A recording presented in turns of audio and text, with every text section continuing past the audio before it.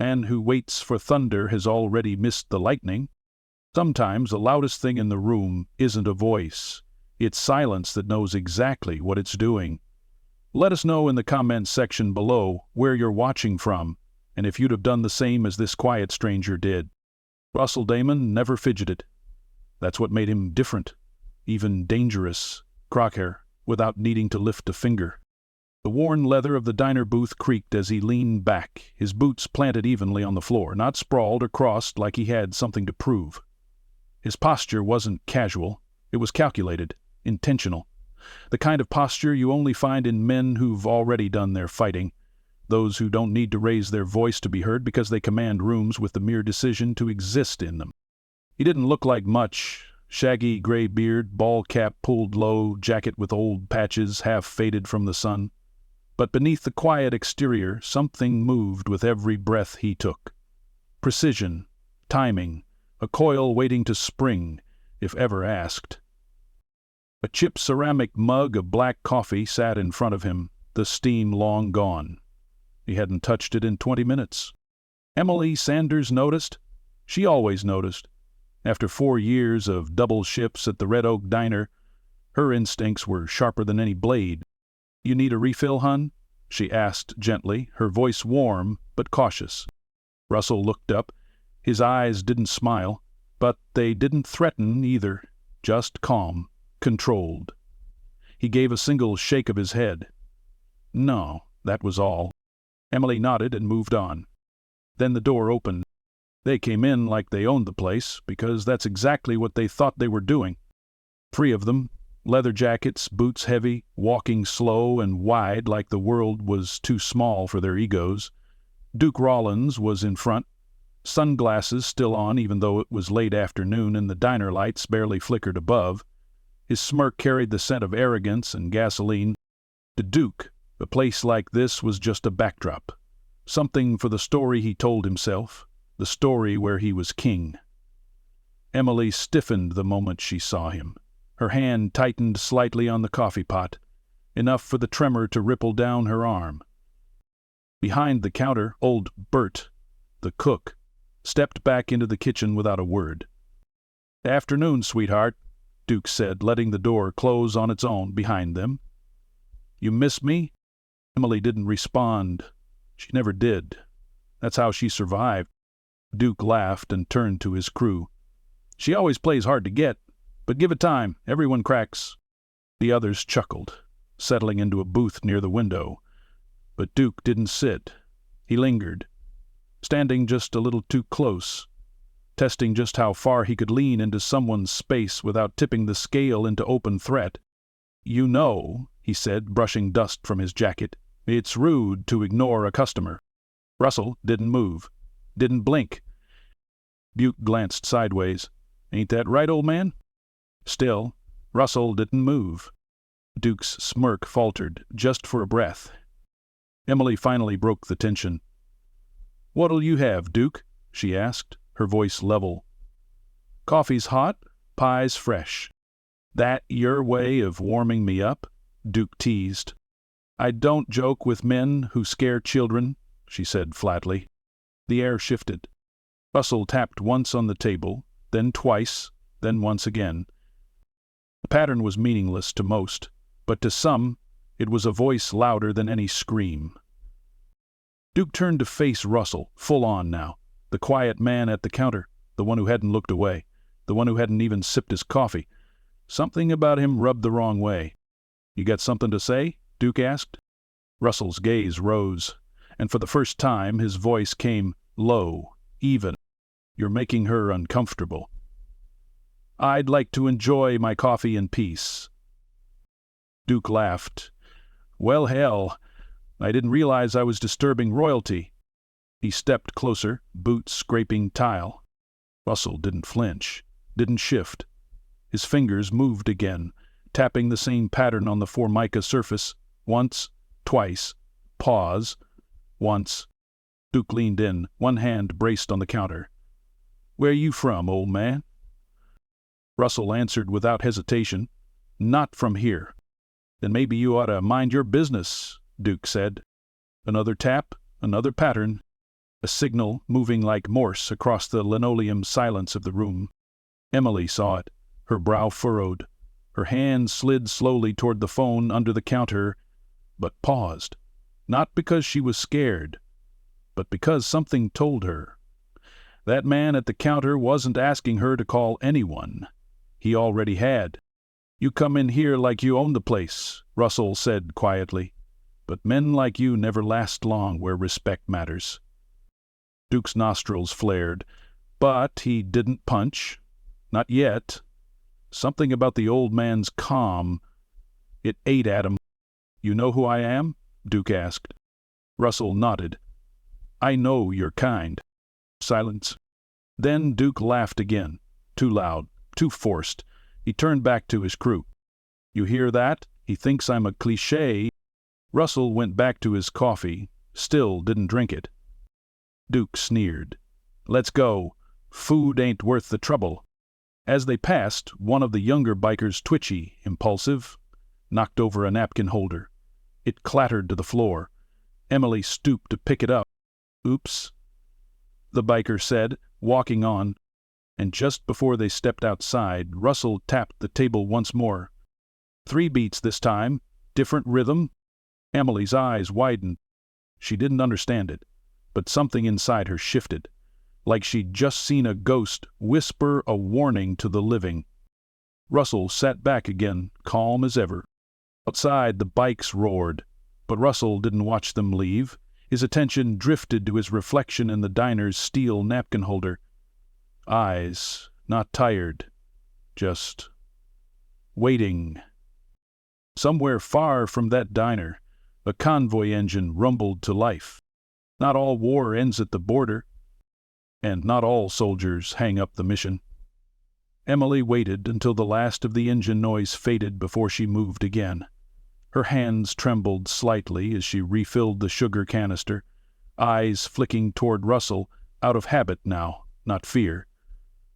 There was something magnetic in his stillness, like the eye of a storm that somehow kept the wind from touching the ground. He was watching the window now, but not really looking out of it. His mind was somewhere else, not distracted, calibrated. Behind the counter, Bert leaned out from the kitchen doorway, wiping his hands with a stained dish towel. "Everything all right out here?" he asked, voice gruff but laced with meaning. Emily gave the smallest nod. For now. Bert's eyes slid to Russell. There was a long pause, a quiet exchange of glances that said more than words ever could. "She still got that ham and beans special?" Russell asked, like nothing at all had just happened. Emily blinked, startled by the question. "Yeah." "I can warm up a plate." "Do that," Russell said, then added after a beat, "Make sure you eat too." She didn't know what to say to that, but she turned toward the kitchen, her pulse still chasing itself around her ribs. While the plate was being heated, Russell reached into the inside pocket of his jacket and pulled out a weathered phone. Not a smartphone, but an old clamshell model that looked like it should have retired 10 years ago. He opened it, tapped out a few keys, and let it sit on the counter, open and unassuming. The screen flashed once, almost imperceptibly. A single signal. No sound, no vibration, just light. 60 miles away, a garage door opened in a storage facility behind a defunct radio repair shop. Inside the darkness, motion-activated lights kicked on, illuminating 4 covered motorcycles and a shelf lined with tactical gear in plain-looking duffel bags. A figure stepped out from the shadows and pulled off a welding mask. Calloused hands reached for a burner phone on the shelf. When he flipped it open, he saw the message. Just 2 words. Converge East. Cal Dawson didn't hesitate. He peeled off his welding apron and moved to a wall panel, pulling it aside to reveal a locked gun safe and a map of the tri-state region dotted with thumbtacks and faded notes. He dialed a number.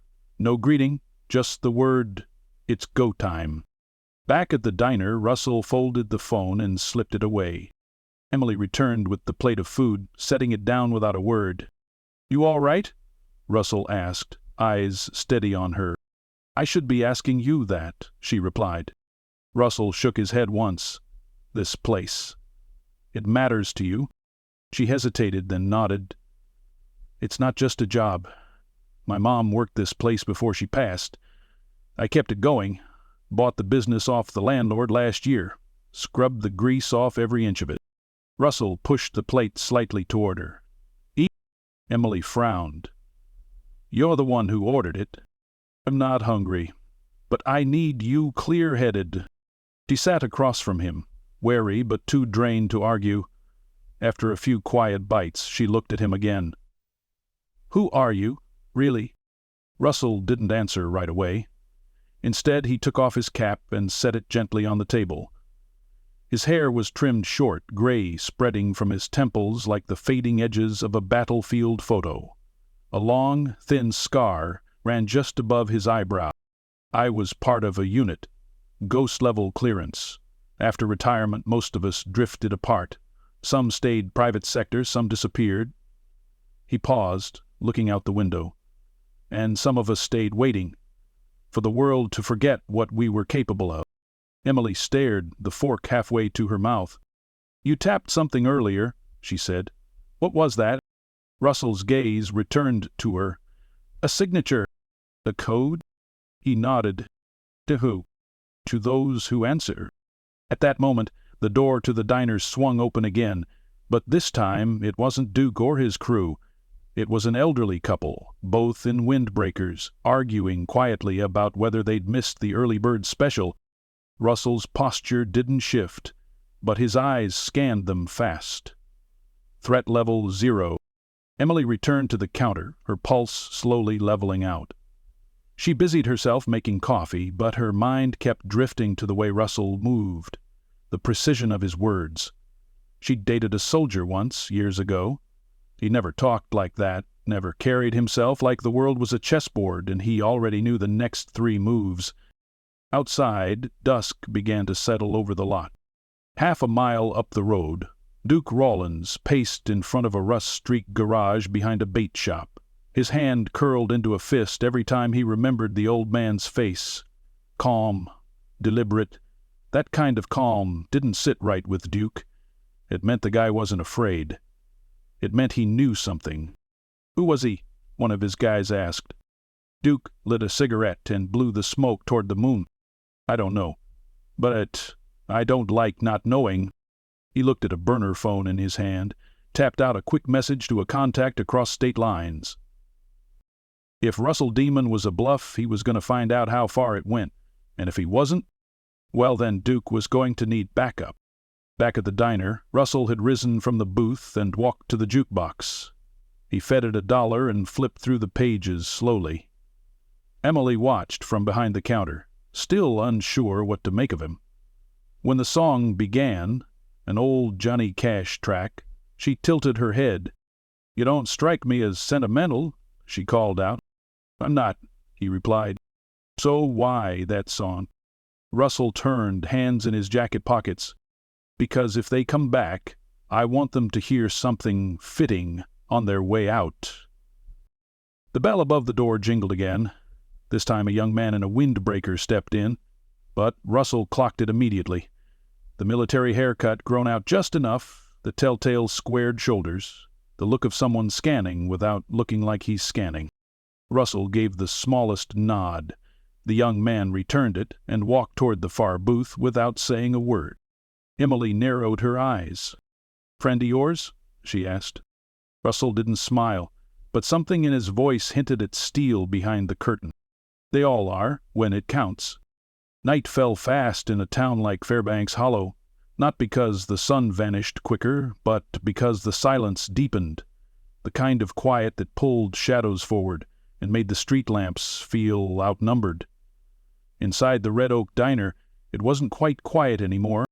2 more strangers had arrived in the past 30 minutes, a woman in a dusty red hoodie who never took her hands out of her pockets, and a man who looked more like a mechanic than a former Navy SEAL, unless you'd served with him. They took separate booths, spaced apart, ordered coffee they didn't touch, eyes forward, calm, like they'd been here 100 times before. Emily picked up on it quick, the way they moved, or didn't.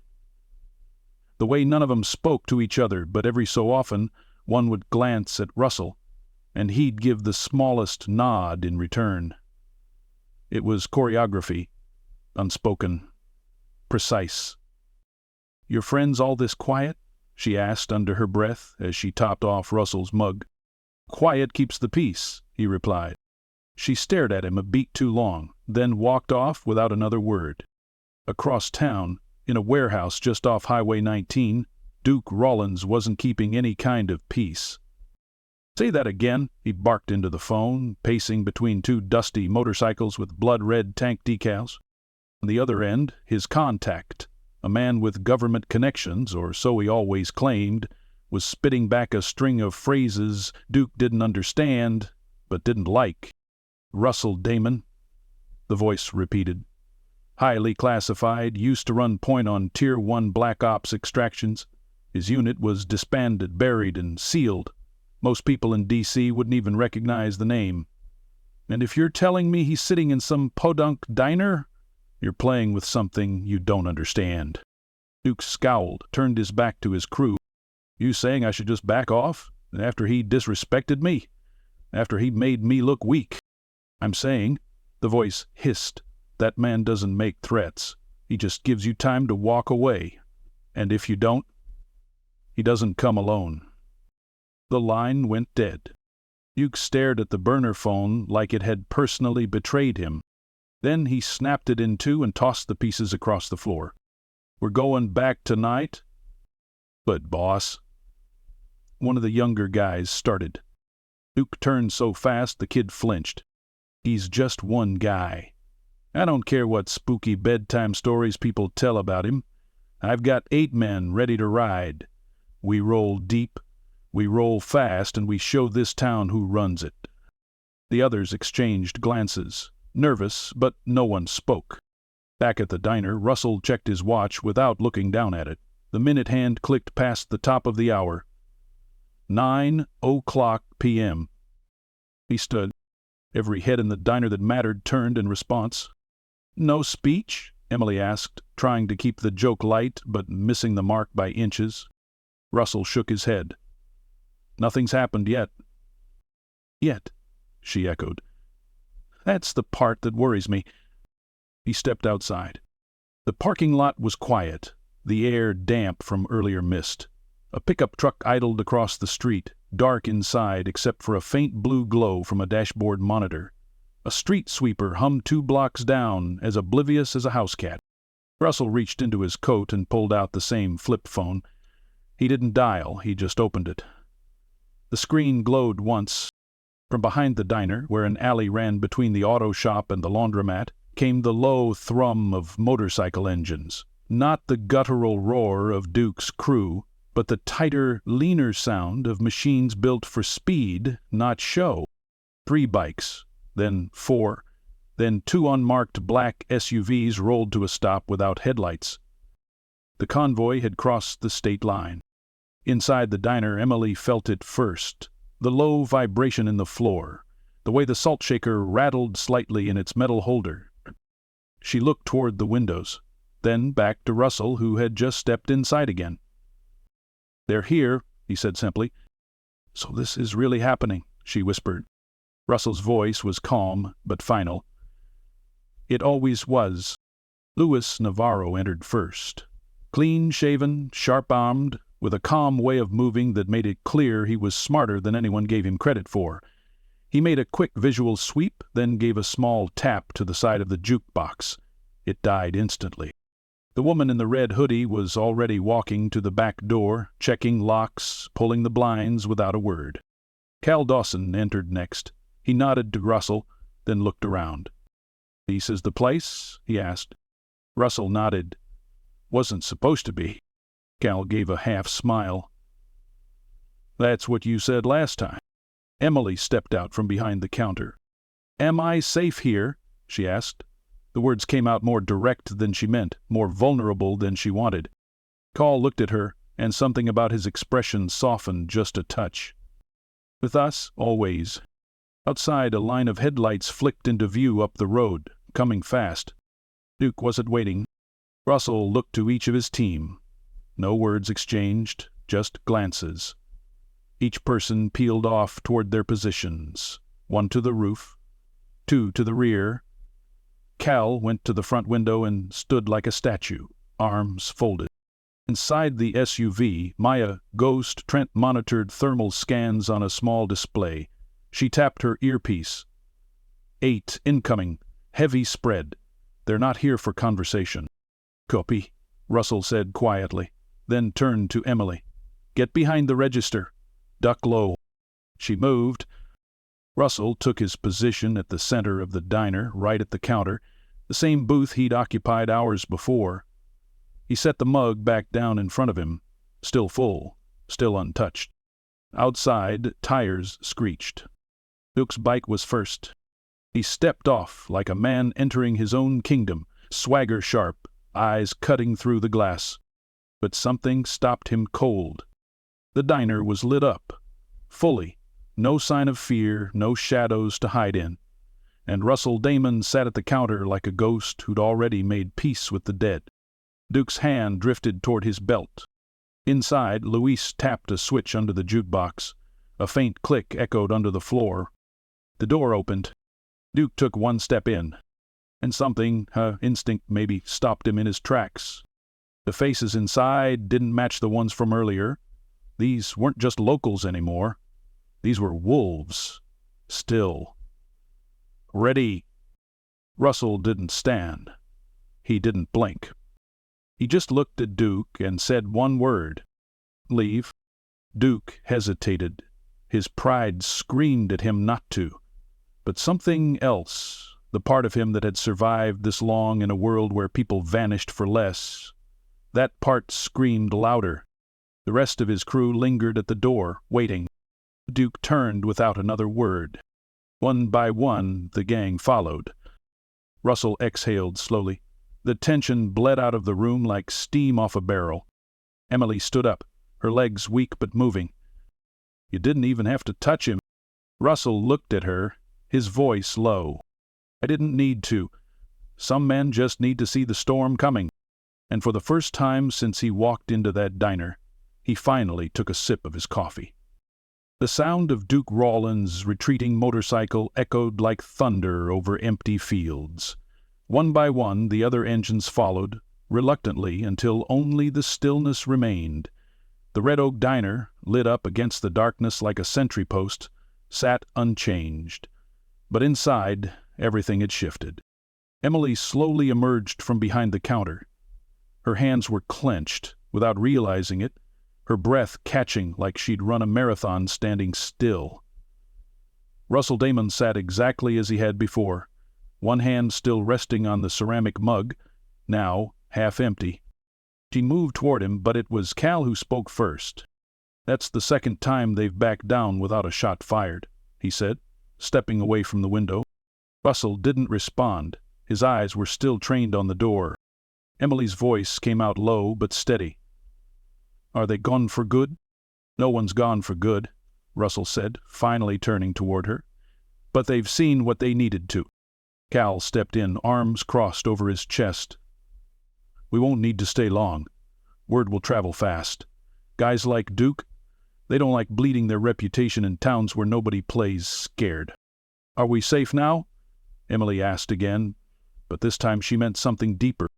Russell nodded once. You are. Behind her, Louis was already packing up the small field kit he'd deployed near the rear entrance. He gave her a smile as he coiled up the portable signal jammer. Nothing broadcasted in or out for the last 15 minutes. Ghost made sure. You won't see your face on TikTok tomorrow. Emily exhaled through her nose. Bless her. Not sure she'd appreciate that, Louise chuckled. Ghost stepped in from the back hallway. She moved quietly, like her boots didn't quite believe in gravity. All exits are secured, she said, directing her gaze to Russell. The road's clear all the way to Route 4. If we want to move out, now's the time. Russell stood. For a man of few words, the gesture said more than a paragraph. Emily watched him rise, with something like reluctance in her chest. She couldn't explain it. Didn't need to. Maybe it was because, for once, someone had stayed. Someone who hadn't just seen what was broken, but fixed it. without needing a parade or a headline or a thanks. She walked over as he adjusted the collar of his jacket. "You don't have to leave right away," she said. Russell tilted his head, curious. She hesitated. "I'm not saying stay forever, but maybe just tonight. You've got people here now. You've got quiet." Russell considered it. Cal cut in. "He doesn't do quiet too well." Luis smirked. "That's funny, considering it's the only thing he ever does." Ghost gave a rare smile and leaned in. He stayed with a wounded team for 9 days in eastern Sudan, holding off an arms syndicate with 3 grenades and a prayer. This is a walk in the park." Emily shook her head in disbelief. "I don't even know your full story." Russell gave the faintest shrug. "You don't need to," she smiled. "Maybe not, but it'd be nice to know what to call the man who helped save my town." For the first time all night, something shifted in his eyes. Not a glint of pride, something softer. Permission. "Russell," he said simply. She nodded. "I'm glad you came in when you did." "So am I." Outside, Cal's SUV blinked its lights. Twice, a signal. Russell turned to his team. "Deploy south. Route 8 and 10 covered. Keep to secondary roads. Quiet formation. We don't want any follow-up sniffing the perimeter." Cal nodded and headed toward the vehicle. "Copy that." "We'll make our way back to holding point Echo. Send the all clear when you're stateside." Ghost and Lewis peeled off next, the routine etched into their bones. That left just Russell and Emily, standing in a space that had once felt ordinary and now held the weight of something sacred. Emily spoke first. "I'll have to get new locks. Maybe security cameras?" Russell pulled something small from his coat pocket, a coin-sized silver disc, and placed it gently on the counter. She picked it up. "What is this?" "Silent panic beacon. Range is about 20 miles. Relays to encrypted comms. Tap it 3 times. We'll hear you." "Yeah." Russell nodded once. "You didn't just meet me tonight. You met them. They don't leave people behind." She stared at the small device, then up at him. "And you?" Russell looked around the diner once more. The flickering lights, the scratchy booths, the napkin dispenser, still askew from earlier. "I go where I'm needed," he said, "but I'll pass through again." He turned toward the door. "Russell," she called. He stopped. Emily took a step forward. "The world could use a few more men like you." He looked back, his voice calm and even. "There are more of us than you think. We're just quieter now." Then he stepped outside, boots crunching softly on the gravel lot. The convoy peeled out slowly, without roar or flash. Just purpose. Emily stood in the doorway for a long time, watching the taillights fade into the horizon. The air was still again. But it didn't feel fragile this time. It felt protected. Later that week, Duke Rollins' crew was spotted in another county, quietly leaving a bar before finishing their drinks. They didn't talk about Fairbanks Hollow. They didn't talk much at all. And when someone finally asked Duke why he backed down from a single man in a diner, all he said was, he wasn't alone. Life at the Red Oak Diner went back to normal, or something like it. The regulars returned, the jukebox worked again, and Emily, she kept the beacon close, just in case. But she never had to use it, because some men tapped codes on tables, and others hear them from hundreds of miles away